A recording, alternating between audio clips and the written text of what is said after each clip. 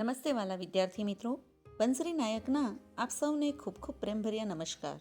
આજનો આપણો ટોપિક જે છે એ છે અર્થવિસ્તાર, જેને તમે વિચાર વિસ્તાર તરીકે પણ ઓળખો છો.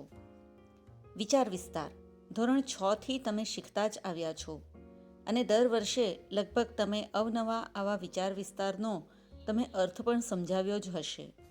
આથી આપ આ ટોપિકથી જાણીતા તો છો જ, છતાં પણ આજે એ પંક્તિના ભાવાર્થ સ્વરૂપે અથવા તો એનો અર્થવિસ્તાર કરતી વખતે કઈ કઈ બાબતો ધ્યાનમાં રાખવી, અર્થવિસ્તારમાં કઈ રીતે તમારે લખાણને સજાવવાનું હોય છે, એવી બધી બાબતોની ચર્ચા આપણે અહીં આ વિભાગમાં કરીશું.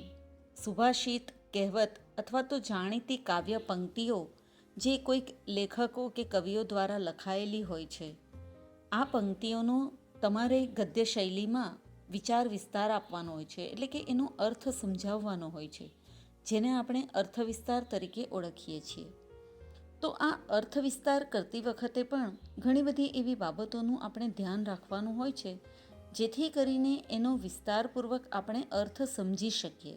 વિચાર વિસ્તારમાં જે કંઈક પણ આપણે લખીએ છીએ, મોટે ભાગે આ બધું જ લખાણ આપણને આપણી જીવનશૈલીમાં પણ ઉપયોગમાં આવે તેવું સમજવા જેવું હોય છે, જેના આધારે આપણા જીવનમાં પણ આપણે કંઈક રંગ ભરી શકીએ છીએ, અથવા તો એને અનુરૂપ જો આપણે જીવતા થઈએ તો કદાચ આપણું જીવન પણ સુધરે એવા આ અર્થવિસ્તારો કંઈક સારું એવું આપણને કહી જતા હોય છે.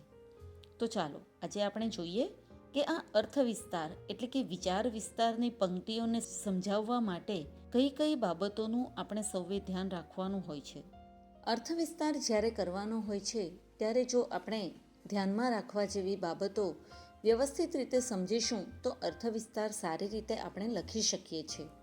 તો આ અર્થવિસ્તાર એટલે કે વિચાર વિસ્તારને જ્યારે આપણે ગદ્ય શૈલીમાં લખાણ લખવાનું હોય છે ત્યારે કેટલીક બાબતો આપણે ધ્યાનમાં રાખીશું. તો આ જે બાબતો છે એનો અહીં અભ્યાસ કરીએ આપણે. સૌપ્રથમ તો તમને જે કંઈક પણ પંક્તિ આપવામાં આવે છે એ પંક્તિનો અર્થ બરાબર સમજવો જોઈએ. તમને જે પંક્તિ આપવામાં આવે છે એમાં ઘણા બધા એવા શબ્દોનો ઉલ્લેખ થયો હોય છે જે શબ્દોનો ખરેખર મુખ્ય અર્થ શું છે એ જો સમજાશે તો જ આપણે પંક્તિનો અર્થ સમજી શકીશું. ત્યારબાદ જે પંક્તિનો મુખ્ય વિચાર છે એ તમે જ્યારે અર્થવિસ્તાર લખવાની શરૂઆત કરો છો ત્યારે એનો મુખ્ય વિચાર શું છે એ તમારે સૌપ્રથમ તો લખવાનો હોય છે. માનો કે અહીં તમને કહેવામાં આવ્યું કે નમતાથી સૌ રીઝે, નમતાને બહુમાન, સાગરને નદીઓ ભજે, છોડી ઊંચા સ્થાન. તો તમે જોશો તો અહીં નમ્રતાનો મહિમા સમજાવવામાં આવ્યો છે. નમતા એટલે કે નમ્રતા, એટલે કે સ્વભાવમાં નરમપણું રાખવું. અને એને લગતી કહેવત આપણે હંમેશા સાંભળી છે, નમે તે સહુને ગમે, એટલે કે જે નમીને ચાલે છે તે સૌના પ્રિય હોય છે. પંક્તિઓના દરેક શબ્દને જો આપણે એનું મહત્ત્વ સમજીશું, એનો અર્થ બરાબર સમજીશું તો અર્થવિસ્તારની આપણે સમજૂતી વ્યવસ્થિત રીતે લખી શકીશું. આ માટે તમારે વોકેબ્યુલરી પણ થોડી તમારી વધારવી પડશે. આ ઉપરાંત જે કંઈક પણ તમને પંક્તિઓ આપવામાં આવી છે ત્યાં જો તમને જરૂર જણાય તો ઇતિહાસ, સાહિત્ય કે પુરાણો વગેરેમાંથી તમારે દ્રષ્ટાંતો આપવાના રહેશે. જેમ કે આપણે જાણીએ છીએ તેમ, જે કર ઝુલાવે પારણું તે જગત પર શાસન કરે. અહીં તમે જોશો તો કર એટલે કે હાથ, અને ઝુલાવે એટલે કે આપણે જેમ હિંચકા ગાઈએ છીએ, નાના હોઈએ ત્યારે આપણે પારણામાં સૂતા હોઈએ છીએ, પારણું એટલે કે ઘોડિયું. તો આ ઘોડિયુંને હિંચકાવનાર, એને ઝુલાવનાર એ હાથ જે છે એ માતાનો છે. એટલે કે અહીં માતૃપ્રેમનો મહિમા બતાવવામાં આવ્યો છે કે માતૃત્વ જે રીતે આપણે પામીએ છીએ, માતા જે રીતે આપણું ઘડતર કરે છે, તો એ ઘડતર આગળ જતાં આપણને દુનિયા પર શાસન કરવા પર પણ આપણને સક્ષમ બનાવતું હોય છે. તો એના માટે આપણે એવું લખી શકીએ, દ્રષ્ટાંતો આપણે આપવા છે તો ઇતિહાસમાંથી આપણે જે શિવાજી મહારાજ છે એમના માતા જીજાબાઈ હતા. તો જીજાબાઈનો શિવાજી મહારાજના બાળપણમાં કેટલો મોટો ફાળો રહ્યો છે, એમના ઉછેરમાં, એમના ઘડતરમાં, કે જેના કારણે શિવાજી મહારાજમાં જે સંસ્કારોનું સિંચન થયું, તો એ સંસ્કારોને કારણે એમણે જગત પર શાસન કરવા કઈ રીતે તેઓ સક્ષમ બન્યા એ આપણે સૌ કોઈ જાણીએ છીએ. આ ઉપરાંત ગાંધી બાપુના ઘડતરમાં પુતળીબાઈનો કઈ રીતે હાથ રહ્યો છે એ પણ આપણે સૌ જાણીએ છીએ. તો તો આવા દૃષ્ટાંતો તમારે આપવા જોઈએ. જે તમારી પંક્તિઓ આપી હોય એ પંક્તિને અનુરૂપ હોવા જોઈએ, એટલે કે એને મેળ ખાતા હોય તેવા, એને સમર્થન કરતા હોય તેવા હોવા જોઈએ. આ ઉપરાંત જે કંઈક પણ સમજૂતી તમે લખો છો એને લગતી જો કોઈ હિન્દી, સંસ્કૃત કે અંગ્રેજી ભાષામાંથી તમે કંઈક રૂઢિપ્રયોગ કે કહેવતો જાણતા હોય તો તમે એને અવતરણ સ્વરૂપમાં લખી શકો છો. આમ તમે જોશો તો ફક્ત એક જ લાઈન જો તમારે અન્ય ભાષામાં લખવી હોય તો તમે લખી શકો છો. તે ઉપરાંત જ્યારે પંક્તિનો વિચાર બદલાય છે તો એના વિચાર પ્રમાણે, એટલે કે ક્રમ પ્રમાણે તમારે યોગ્ય રીતે પેરેગ્રાફ પાડવાના હોય છે. એવું ના બને કે તમારું આખી સમજૂતી ફક્ત એક જ પેરેગ્રાફમાં પૂરી થઈ જાય. જ્યાં તમારી પંક્તિનો અર્થ થોડો ઘણો પણ બદલાય એવું તમને લાગે ત્યાં તમારે પેરેગ્રાફ પાડવા જોઈએ. આ ઉપરાંત જે વિચાર વિસ્તાર તમે કરો છો, જેની સમજૂતી તમે લખો છો, તો એ લખાણની ભાષા પણ તમારી માન્ય એટલે કે શિષ્ટ હોવી જોઈએ. શિષ્ટાચારનું પાલન થવું ખૂબ જ જરૂરી છે. અયોગ્ય ભાષા શૈલીમાં લખાયેલી સમજૂતી અયોગ્ય જ ઠરે છે. તમારા વાક્યો જે કંઈક પણ તમે લખો છો લખાણમાં, તો એ વાક્યો તમારા ટૂંકા અને સ્પષ્ટ હોવા જોઈએ, જેથી કરીને વાંચનાર એને યોગ્ય રીતે સમજી શકે.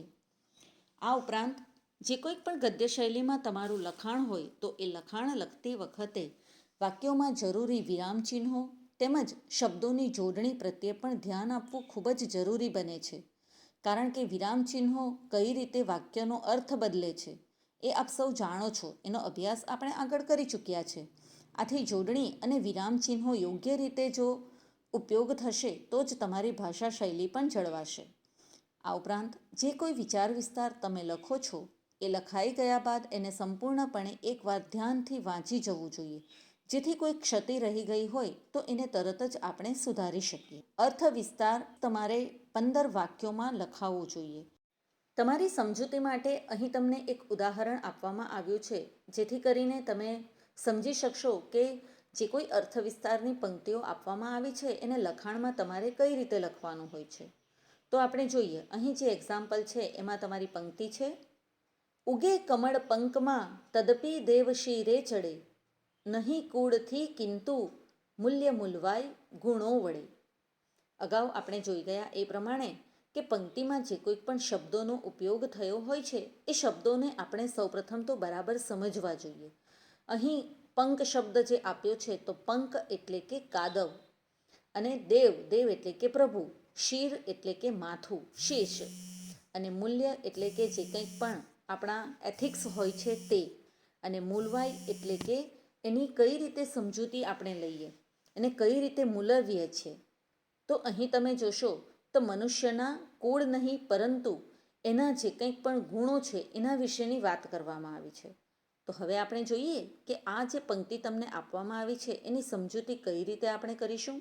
તમે અહીં જોશો તો તમને જે પંક્તિ આપવામાં આવી છે એ પંક્તિને મુક્તક તરીકે પણ ઓળખવામાં આવે છે, કાવ્ય પંક્તિ પણ તમે કહી શકો.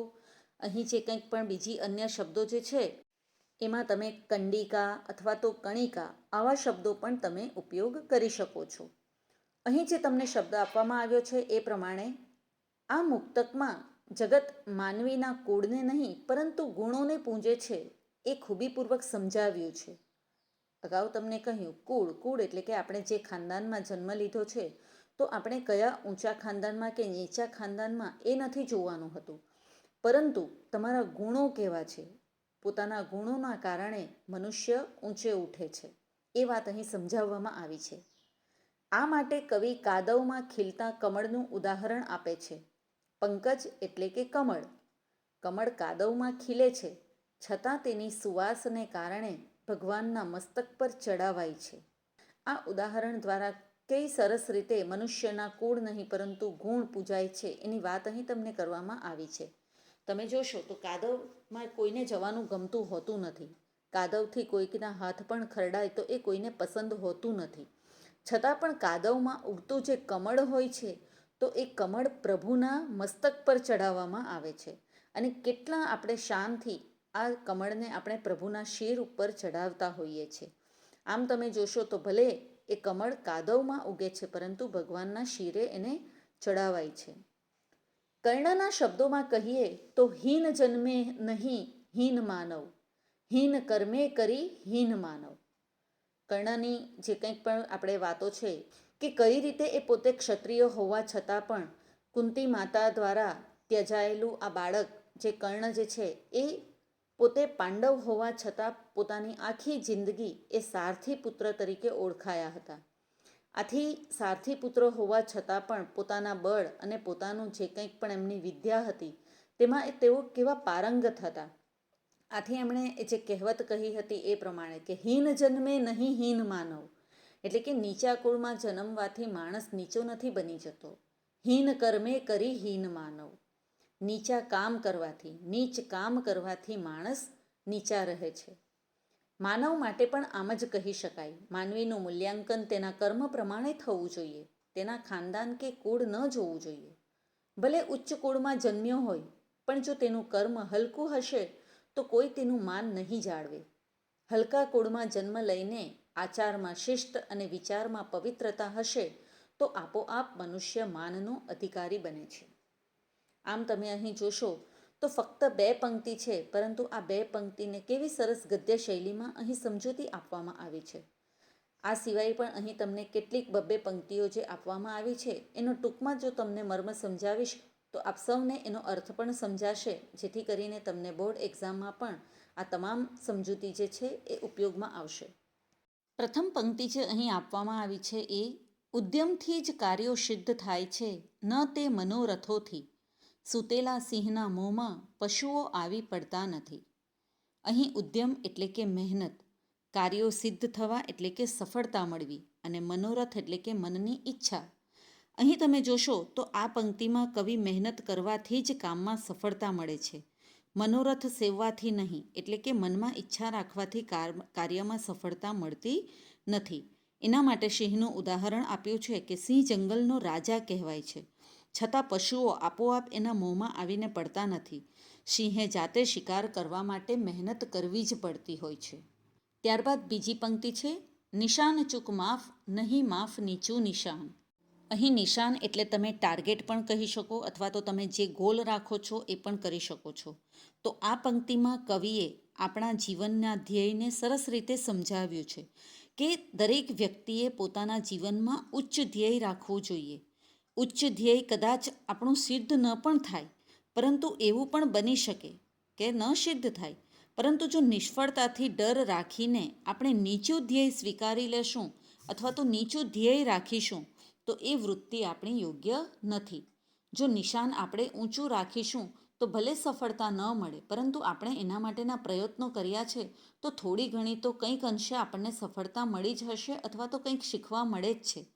પરંતુ નિષ્ફળ જવાના ડરથી જો આપણે પહેલેથી જ નીચું નિશાન રાખીશું તો સફળતા આપણને ચોક્કસ નહીં જ મળશે. એ વાત અહીં કરવામાં આવી છે. ત્યારબાદ ત્રીજી પંક્તિ જે છે એ છે અંધને અજ્ઞ એ બેમાં ઓછો શાપિત આંધળો, એકાંગે પાંગડો અંધ, અજ્ઞ સર્વાંગે પાંગડો. અહીં અંધ એટલે કે આંધળો વ્યક્તિ, અને અજ્ઞ એટલે કે અભણ, અને શાપિત એટલે કે જેને શ્રાપ મળ્યો છે તે. ત્યારબાદ એકાંગે એટલે કે એક અંગે, શરીરનું કોઈ પણ એક અંગ, એક બોડી પાર્ટ. પાંગડો એટલે કે લૂલો થઈ ગયેલો, અને સર્વાંગે એટલે કે શરીરના બધા જ અંગ પાંગડા હોવા. આમ તમે જોશો તો અહીં કવિએ કહ્યું છે કે અંધ વ્યક્તિ અને અભણ વ્યક્તિ આ 2 વ્યક્તિમાં ઓછો શાપિત એટલે કે જેને શ્રાપ ઓછો છે તો એ છે આંધળો વ્યક્તિ. કારણ કે આંધળાનું તો શરીરનું એક જ અંગ અંધ હોય છે, ફક્ત એની આંખ જ નથી હોતી. પરંતુ આપણે જોઈએ છીએ કે ઘણા ખરા અંધ વ્યક્તિઓ પોતાની બીજી બધી કારીગીરીમાં કેટલા નિપુણ હોય છે. પરંતુ જે વ્યક્તિ અભણ હોય છે, જે કશું ભણ્યા જ નથી હોતા, એ પોતે બધા જ એના શરીરના અંગ સારા હોવા છતાં પણ પાંગડો છે. કારણ કે જીવનમાં આગળ જતાં એને કઈ જગ્યાએ સફળતા મળતી હોતી નથી, પરિણામે એણે બીજા ઉપર આધાર રાખવો પડતો હોય છે. એ વાત અહીં સમજાવવામાં આવી છે. ત્યારબાદ ઉત્તમ વસ્તુ અધિકાર વિના મળે તદપી અર્થ નવસરે, મત્સ્યભોગી બગલો મુક્તાફળ દેખી ચંચુ ના ભરે. અહીં કવિ કહે છે કે યોગ્યતા વિના ઉત્તમ વસ્તુ મળે તો પણ તેનો કશો અર્થ સરતો નથી. આ સત્ય કવિએ અહીં આ પંક્તિમાં સમજાવ્યું છે. એટલે કે કોઈ વ્યક્તિ ભલે એનામાં કોઈ પણ જાતની યોગ્યતા હોતી જ નથી, કેપેબિલિટી ન હોવા છતાં પણ, એબિલિટી ન હોવા છતાં પણ એને કોઈક સત્તા મળી જતી હોય તો એનો કોઈ અર્થ રહેતો નથી. સામે અહીં કવિએ સરસ ઉદાહરણ આપ્યું છે કે મત્સ્યભોગી બગલો. આપણે જાણીએ છીએ કે બગલો એનો મુખ્ય ખોરાક માછલી હોય છે. તો બગલો જે છે એ માછલી જ હંમેશા ખાતો હોય છે. જો એને પાણીમાં મુક્તાફળ એટલે કે એ પણ જો એને દેખાશે, એને મોતી પણ દેખાઈ જશે તો પણ એ ચંચું ના ભરે એટલે કે ચાંચ, પોતાની ચાંચ એ મોતી તરફ મારશે નહીં અને એ મુક્તાફળ પણ ખાશે નહીં. આ મુક્તાફળ એટલે કે મોતી એ એના માટે નિર્થક છે. એ મોતીને જરા પણ અડકશે પણ નહીં, પરંતુ એ ફક્ત માછલીનો જ ઉપભોગ કરશે. આ વાત અહીં કવિએ સમજાવી છે. ત્યારબાદ છે શમેના વેરથી વેર ટળેના પાપ પાપથી, ઔષધ સર્વ દુઃખોનું મૈત્રી ભાવ સનાતન. આ પંક્તિમાં કવિએ આપણને સૌને મૈત્રી ભાવનું મહત્ત્વ સમજાવ્યું છે અને કહે છે કે એકબીજા પ્રત્યે કદી પણ વેરભાવ રાખવો ન જોઈએ. વેરભાવ રાખવાથી વેર ઘટતું નથી પરંતુ વધે છે. અને કવિ કહે છે કે પાપી સાથે પણ આપણે પાપપૂર્ણ વ્યવહાર કરવો ન જોઈએ. જો પાપપૂર્ણ વ્યવહાર કરવાથી પાપ દૂર થઈ શકતું હોય તો સૌ કોઈ એ જ માર્ગ અપનાવતે, પરંતુ એવું કોઈ કરતું નથી. માટે આપણે દુશ્મનને અને પાપીને એમની સાથે પણ મૈત્રીપૂર્ણ વ્યવહારથી જ આપણે એમને જીતવા જોઈએ. ઔષધ એટલે કે દવા. સર્વ દુઃખોની દવા શું છે તો કે મૈત્રીભાવ. જો કોઈકને આપણે જીતવું હોય, કોઈકના વ્યવહારને જીતવો હોય અથવા તો કોઈકની સામે આપણે સફળતા મેળવવી હોય તો એમની સૌની સાથે આપણે મૈત્રીપૂર્ણ વ્યવહાર જ રાખવો જોઈએ. આ વાત કવિએ આ પંક્તિમાં સમજાવી છે. ત્યારબાદ છે પૂજે જનો સૌ ઉગતા રવિને. આ પંક્તિમાં આપણે સૌ જાણીએ છીએ કે સૂર્ય પૂજા જે છે એ આપણી સંસ્કૃતિમાં ખૂબ જ મહત્ત્વની બની રહે છે. આપણે સૌ સવારે ઉગતા સૂર્યની પૂજા કરીએ છીએ. તમે કદી કોઈ દિવસ સાંજના સમયે કોઈને સૂર્યની પૂજા કરતા ન જોયો હશે. તો જીવનમાં પણ વિદ્યાર્થી મિત્રો આ જ વસ્તુ છે કે જે વ્યક્તિ ખરેખર સફળતાના શિખરો સર કરશે, જે ઉચ્ચ સ્થાન પર પહોંચેલું હશે તો લોકો સૌ એને જ પૂજન કરશે, એટલે કે એને જ માનશે, એમને જ મહત્ત્વ આપશે. પરંતુ જે વ્યક્તિ હંમેશા સમાજમાં નિષ્ફળ જ રહેતા હોય છે એમને કદી કોઈ એમનો ભાવ પૂછશે પણ નહીં. આમ આ પંક્તિમાં કવિએ સૌ સ્વાર્થના જ સગા છે એ જ વાત અહીં કહેવામાં આવી છે. જેમ કે આપણે જાણીએ, અહીં એવું પણ આપણે કહી શકીએ કે જેની પાસે અસાધારણ સત્તા કે સંપત્તિ હોય તેની આસપાસ અસંખ્ય લોકો ટોળા વળે છે, પરંતુ જો કોઈ વ્યક્તિ શક્તિશાળી નથી હોતું અથવા તો ખૂબ જ નિર્બળ હોય છે તેનો કોઈ ભાવ પૂછતું નથી. કહેવાનો મતલબ કે જ્યાં મધ મળી શકે છે ત્યાં જ મધમાખીઓ એકઠી થાય છે, જ્યાં લાભ મળે ત્યાં લોકો આસપાસ ટોળા ફરતા જ રહેતા હોય છે. એ વાત અહીં કરવામાં આવી છે. ચિંતાથી ચતુરાઈ ઘટે, ઘટે રૂપ ગુણ જ્ઞાન, ચિંતા બડી અભાગણી, ચિંતા ચિતા સમાન. અહીં કવિએ કહ્યું છે તેમ કે ચિંતાના જે કંઈક પણ ખરાબ પરિણામો જે છે એ આપણે ભોગવવા પડતા હોય છે. આપ સૌ જાણો છો કે જો આપણે ચિંતા કરીએ છીએ તો આપણી સમજ શક્તિ પણ ઘટી જાય છે. આ સાથે સાથે આપણે જે ચિંતા કરીએ છીએ તો એ ચિંતાના લીધે જે કંઈક આપણા ચહેરાઓના હાવભાવ અને જે ચહેરાનું રૂપ હોય છે એ પણ ઘટી જતું હોય છે. તમે સૌ કોઈ જાણો છો કે જ્યારે વ્યક્તિ ડિપ્રેશનમાં આવી જાય છે તો એની સૌથી પહેલી અસર એના ચહેરા પર દેખાતી હોય છે. અને ચિંતાને કારણે મનુષ્ય એટલો બધો તો થોડો ડિપ્રેશનમાં રહે છે કે એનું જે કંઈક પણ જ્ઞાન હોય, એની સમજવાની જે કંઈક પણ શક્તિ હોય એ શક્તિ પણ મટી જતી હોય છે.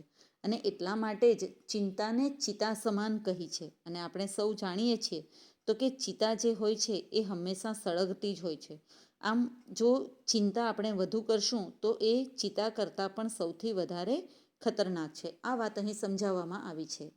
ત્યારબાદ ગમેના શૈશવે ખેલ, યૌવનેના પરાક્રમ, સાધુતા નહીં વાર્ગ કે, વ્યર્થ તો જિંદગી ક્રમ.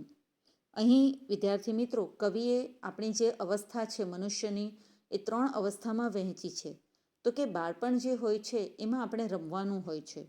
જો બાળપણમાં રમવાનું આપણે ન રમીએ અને યુવાનીમાં આપણે એ રમવાનો ઉત્સવ જો મનાવવા જઈએ તો એ બરાબર યોગ્ય કહેવાતું નથી. આ સિવાય આપણે એવું પણ કહી શકીએ કે બાળકને શૈશવ અવસ્થામાં રમવાનું અને તોફાન મસ્તી કરવાનું ન મળે તો તેનું બાળપણ નકામું કહેવાય છે. રમતગમત અને તોફાન મસ્તીનો જે નિર્દોષ આનંદ લૂંટવાનો જે હોય છે એ બાલ્ય અવસ્થામાં જ લૂંટવાનો હોય છે. આ ઉપરાંત પરાક્રમ એ યુવાનીનું આવશ્યક લક્ષણ છે. એટલે કે જે ઉત્સાહ, ઉમંગ અને જે ખુમારી, જે બહાદુરી બતાવવાની જે આપણી ફિલિંગ્સ હોય એ યુવાનીમાં જ આપણને મળતી હોય છે. ત્યારબાદ વૃદ્ધાવસ્થાનું મુખ્ય લક્ષણ સાધુતા, એટલે કે વૃદ્ધ માણસે હંમેશા પોતાનું જીવન એક સાધુ સંત જેવું સાદું અને સંયમી જીવન જીવવાનું હોય છે, પરંતુ એને એ ગમતું હોતું નથી. આ વાત અહીં કવિએ આ પંક્તિમાં સમજાવી છે. ત્યારબાદ છે ઊંચી નીચી ફર્યા કરે જીવનની ઘટમાળ, ભરતી તેની ઓટ છે ઓટ પછી જુવાડ. આ પંક્તિમાં કવિએ માનવ જીવનની જે આપણે કહીએ તો કે સુખ અને દુઃખ એ માનવ જીવનના બે સિક્કાની જાણે બાજુઓ છે. અને સૌ આપણે જાણીએ છીએ કે આપણું જીવન જે છે એ ચક્રની જેમ ચાલતું જ હોય છે. આથી ઘણીવાર જે આપણો આ સંસાર સાગર જે આપણે છે કહીએ છીએ એમાં સુખ સમૃદ્ધિ રૂપી ભરતી પણ આવે છે અને દુઃખ રૂપી એમાં ઓટ પણ આવતી હોય છે. આથી કવિએ આ જ વાત અહીં સમજાવી જે છે કે જીવન છે તો આ સુખ અને દુઃખ તો આવ્યા જ કરવાનું છે. અને આ સુખ દુઃખથી મનુષ્યએ કંઈક શીખવાનું હોય છે, ન તો કે દુઃખમાં એણે ડૂબી જવાનું છે અને સુખમાં ન તો એણે છકી જવાનું છે, પરંતુ જે કંઈક પણ તમારી કપરી પરિસ્થિતિ હોય તો એ કપરી પરિસ્થિતિનો સામનો કરવાનો હોય છે. ત્યારબાદ છે કાતરની ચોરી કરે કરે સોયનું દાન, ઊંટ ચડી જોયા કરે કેમ ન આવ્યું વિમાન.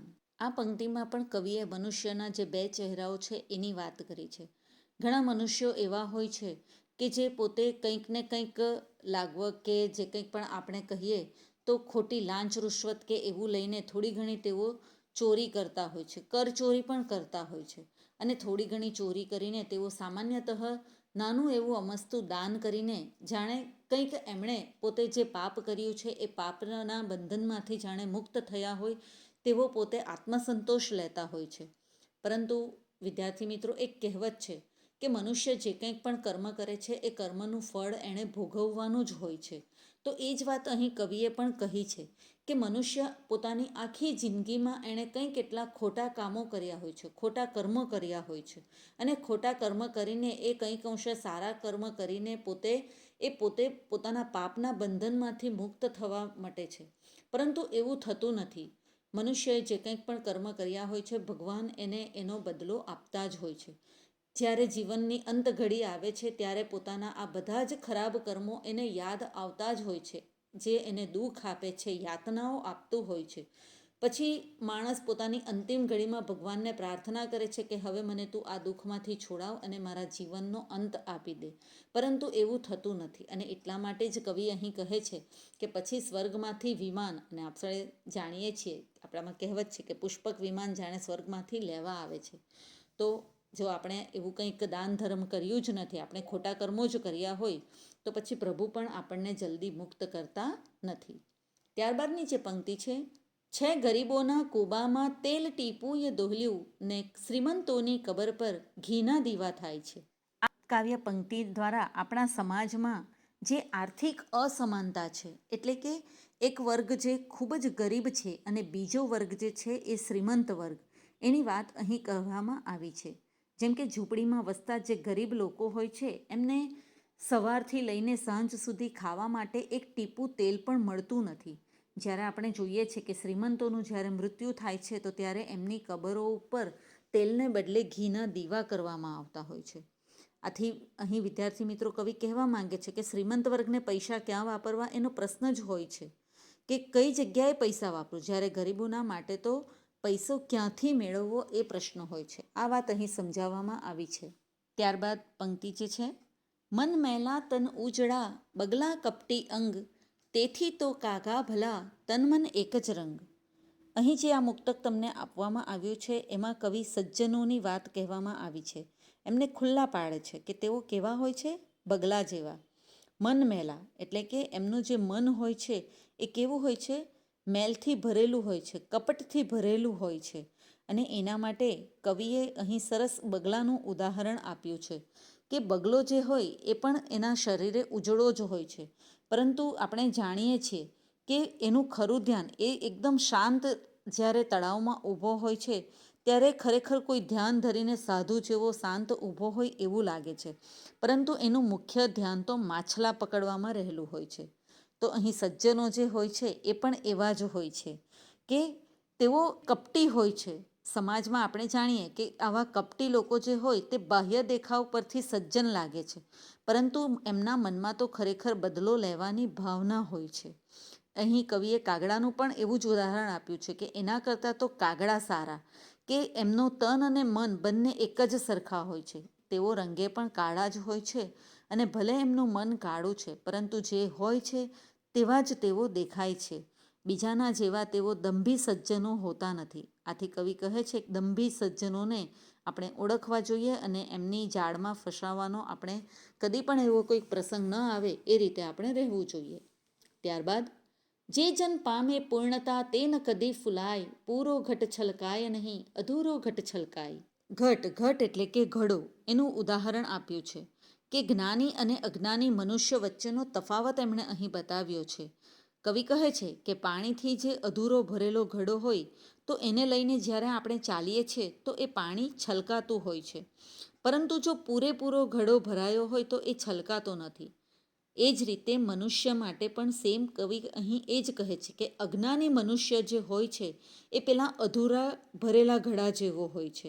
ક્યાં કઈ રીતે બોલવું, કઈ રીતે વાતો કરવી એ અજ્ઞાની મનુષ્યને ખબર હોતી નથી. એની સામે જ્યારે પેલા જ્ઞાની મનુષ્યો જે પાણીથી પૂરેપૂરા ભરેલા ઘડા જેવા હોય છે, એમનામાં કોઈ આડંબર, કોઈ મિથ્યા અભિમાન એવું કશું હોતું નથી. એવો સ્વભાવે પણ ખૂબ જ શાંત અને સરળ રહેલા હોય છે. ત્યારબાદ પડશું અનેક વાર પણ કિસ્મત બની જશે, સાચી દિશાનો પંથ છે ઠોકરની આસપાસ. કવિ અહીં કહે છે કે પ્રગતિના રાહ પર જો ચાલતા ચાલતા આપણને અનેકવાર ઠોકર વાગે, તમે અનેક વખત પડી પણ જશો, કંઈક કામ કરતા હશો તો સફળતા મેળવવા માટે તમારે ઘણી વખત કઠિનાઈનો સામનો પણ કરવો પડે, પરંતુ કદી પણ પીછેહઠ ન કરવી જોઈએ. કારણ કે આવી જે ઠોકરો આપણે ખાઈશું તો જ કદાચ આપણને અંત સુધીમાં સાચી દિશા મળી જશે. લાખ વાર આપણે પડશું છતાં પણ આપણી કિસ્મત ખુલી જશે. આ માટે આપણે સૌ કરોડિયાનું ઉદાહરણ નાનપણથી શીખતા આવ્યા છે કે કરોડિયો જ્યારે પોતાનું ઘર એટલે કે જાડો બનાવે છે ત્યારે અનેકવાર એનો જાડો તૂટી જતો હોય છે, છતાં પણ એ હિંમત હારતો નથી, પરંતુ પોતાનું ઘર બનાવીને જ રહે છે. ત્યારબાદની પંક્તિ છે, નીચ દ્રષ્ટિ તે નવ કરે જે મોટા કહેવાય, સતલાંઘણ જો સિંહ કરે તોય તૃણ નહીં ખાય. આ પંક્તિમાં પણ કવિએ સરસ વાત કરી છે કે જેમાં એક સારા વ્યક્તિ અને સંસ્કારી વ્યક્તિનું જે ખરેખર આપણને એમનો જે સ્વભાવ છે એ દેખાતો હોય છે, એમનું જે મનોબળ, મનની જે શક્તિ હોય છે તે દેખાતું હોય છે. સૌ અહીં કવિએ કહ્યું છે કે શતલાંઘણ, શત એટલે કે 100 અને લાંઘણ સિંહ, લાંઘણ એટલે કે ઉપવાસ. સિંહ જો 100 દિવસના ઉપવાસ કરવા પડશે તો પણ એ ભૂખથી લાચાર થઈને કદી પણ ઘાસ ખાશે નહીં. એવી જ રીતે જે સાચા મનુષ્યો હશે, એટલે કે જે ખરેખર પોતે સત્યવાદી હશે અથવા તો પછી સંસ્કારી માણસ હશે, એ ગમે તેવી મુસીબતો પણ આવશે તો પણ પોતાની નીતિ, પોતાના જે એથિક્સ એના હોય છે, મૂલ્યો હોય છે, જે ધર્મ હોય છે તે ક્યારેય ચૂકતો નથી.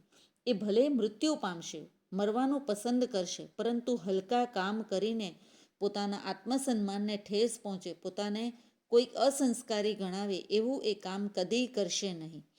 જીવનમાં અનેક મુસીબતો આવશે તો પણ એ સત્યના માર્ગથી હટશે નહીં, નીતિના માર્ગને એ સદાય વળગીને જ ચાલશે. આ વાત અહીં સમજાવી છે. ત્યારબાદ અંતિમ હવે આપણો જે અર્થ વિસ્તાર જે છે એ છે, વિદ્યા પુસ્તકમાં અને પર કબજામાં ધન, ભીડ પડે કામ ન આવે એ વિદ્યાને ધન. અહીં કવિ સમજાવે છે કે પુસ્તકમાં રહેલી વિદ્યા અને પારકા પાસે રહેલું જે આપણું જ ધન છે તે જ્યારે જરૂર હોય ત્યારે આપણને ઉપયોગમાં આવતા નથી. એટલે કે વિદ્યા જે હોય એ માનવીને પોતે જ્યારે મુશ્કેલીમાં આવે છે ત્યારે જો એ સાચી વિદ્યા એણે મેળવી હોય તો એમાંથી સાચો રાહ બતાવે છે. જ્યારે આપણે મુશ્કેલીમાંથી બહાર નીકળવાનું હોય ત્યારે આપણે જાતે એનો ઉકેલ શોધી શકીએ છીએ, પરંતુ મુશ્કેલી આવે અને આપણે ઉકેલ શોધવા માટે જો ચોપડીઓ જ આપણે ફરી પાછા પાના એના ઉથલાવવા પડતા હોય તો એ વિદ્યા કામમાં આવતી નથી. આથી જ્યારે આપણને કંઈક પણ સારું એવું ભણવાનું મળે છે તો ત્યારે એ દરેક સમજ આપણે આપણા જીવનમાં તે જ સમયે ઉતારી લેવી જોઈએ. એવી જ રીતે પારકા પાસે જો આપણે કંઈક ધન સાચવવા મૂક્યું હોય, પરંતુ જ્યારે મુશ્કેલી આવે છે તો ત્યારે એ ધન લેવા માટે આપણે ત્યાં જવું પડતું હોય છે. આથી આપણું જ ધન હોવા છતાં આપણે બીજા ઉપર આધાર રાખવાનો વારો આવે છે. આથી કવિ કહે છે કે આપણું ધન આપણી પાસે જ રાખવું જોઈએ, કે જેથી જરૂર પડે ત્યારે ઉપયોગમાં લઈ શકાય અને દુઃખી થવાનો વારો ન આવે. આમ વિદ્યાર્થી મિત્રો, અહીં જે કંઈક પણ આપણે બધા જ અર્થ વિસ્તારનો થોડો ઘણો મર્મ શીખી ગયા. આના આધારે તમારે જે કંઈક પણ સમજૂતી તમને અહીં જે ટૂંકમાં આપી છે એ તમારે 15થી 20 વાક્યોમાં આશરે અર્થ વિસ્તારમાં લખવાની રહેશે. મોટે ભાગેના જે કંઈક પણ અર્થ વિસ્તાર આપ સૌને સમજૂતીમાં આવી શકે એવા જ અહીં ઉદાહરણ સ્વરૂપે તમને ટાંક્યા છે. તો આ દરેક અર્થ વિસ્તારનો આપ મર્મ સમજશો, એનું મહત્ત્વ પણ સમજશો અને લેખન શૈલીમાં એનો કઈ રીતે તમે ઉપયોગ કરી શકીને સારી રીતે અર્થ વિસ્તારની સમજૂતી લખી શકો એવા પ્રયત્નો આપ થકી થવા જોઈએ. તો આ જ વિદ્યા આપને પણ કામ આવે અને આપ આ વિદ્યા આપના જ કબજામાં રાખશો. બસ એ જ આશા સાથે ફરી પાછા નવા ટૉપિક સાથે આપણે જલ્દીથી ભેગા મળીશું. ત્યાં સુધી આપ સૌને બંસરી નાયકના નમસ્કાર.